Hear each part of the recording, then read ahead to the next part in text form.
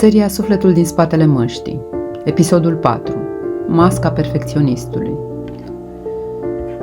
Ai învățat de vreme că greșeala doare, nu doar prin consecințe, ci prin priviri, prin așteptări, prin rușine, prin tăceri care spuneau așa nu.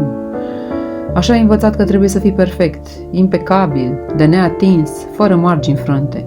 Ai crezut că, dacă nu greșești, vei fi acceptat, iubit, văzut și ai început să construiești straturi peste suflet, corectitudine peste fragil, excelență peste oboseală, zâmbet peste teamă. Dar ce se întâmplă când nu mai poți menține totul perfect? Masca perfecționistului nu este despre ambiție, ci despre frică.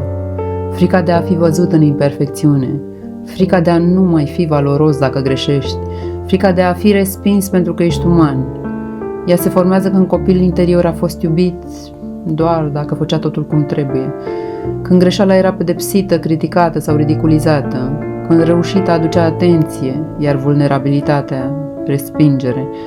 Și așa, copilul a învățat că pentru a fi demn de iubire, trebuie să fie fără pată, să nu plângă, să nu greșească, să nu ceară ajutor. Cum recunoști această mască? Ai standardele imposibil de atins pentru tine și uneori pentru ceilalți, simți că valoarea ta e legată de realizări, eviți să începi lucruri noi de teamă să nu le ratezi, îți ascunzi greșelile chiar și față de tine, te simți tensionat chiar și în momente de succes. Cum se vindecă perfecționistul?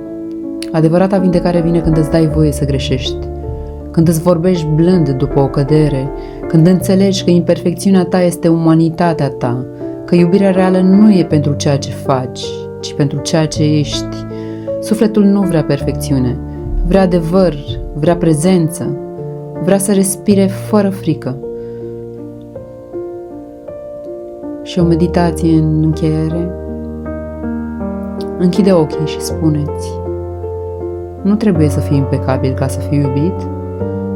Valoarea mea nu se măsoară în perfecțiune și în autenticitate. Mă accept cu toate marginile mele imperfecte. Acolo unde ai fost cel mai aspru cu tine, lasă să se așeze acum o mângâiere. Acolo începe reamintirea. Abonează-te dacă această șoaptă ți-a dus puțină pace. Poate nu e întâmplător că ai ajuns aici.